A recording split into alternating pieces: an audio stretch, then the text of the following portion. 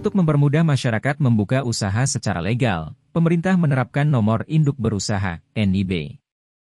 NIB ini tidak jauh berbeda fungsinya dengan nomor induk kependudukan, NIK, yang tertera di KTP. Ketua Pokja Sinergi Substansi Sosialisasi Satgas Percepatan Sosialisasi UU Cipta Kerja, Tina Talisa mengatakan, NIB merupakan hulu dari kemudahan para pelaku UMKM mendapatkan bantuan dari pemerintah.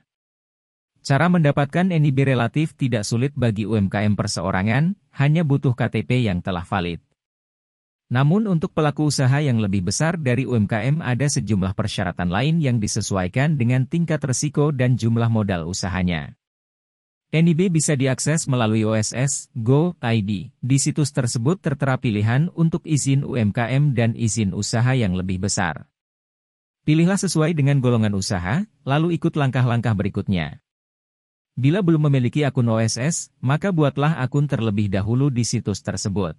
Contoh ibu yang kedua, katakanlah dia usahanya kemudian usaha ke kuliner makanan.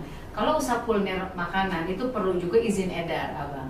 Jadi Abang pasti pernah dengar kan, ya mohon maaf digerebek karena frozen food nggak punya izin. Nah, sekarang semua izin itu bermula dari NIB, Bang. Jadi misalnya kita sudah punya NIB, kita perlu SPP IRT untuk industri rumah tangga. Jadi kalau usaha mikro kecil hanya perlu SPP IRT. Memprosesnya lewat OSS juga. Dan pintu masuknya apa? Harus punya NIB. Makanya kami selalu menyampaikan bahwa NIB ini adalah pintu masuk untuk peluang-peluang usaha berikutnya. Di antaranya untuk perizinan SPP IRT. Kalau misalnya mau ngurus apa? SNI. Untuk produk-produk yang harus berstandar nasional Indonesia, itu perlu NIB juga. Apalagi kalau perlu sertifikat halal, itu syaratnya ada NIB juga. Karena pemerintah menjadikan NIB ini sebagai hulu bagi izin-izin yang lain. Lalu apa yang dibutuhkan? Kalau persoalan hanya butuh KTP elektronik, Bang.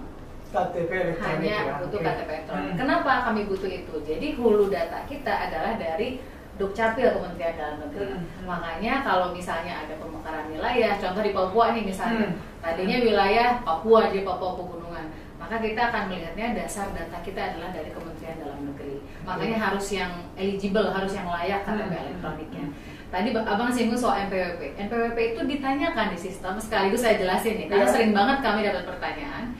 NPWP itu ditanyakan, tapi tidak wajib. Jadi artinya, jika dalam proses pengisian belum punya NPWP nggak apa-apa, bisa disusulkan belakangan. Terima kasih sudah nonton. Jangan lupa like, subscribe, dan share ya.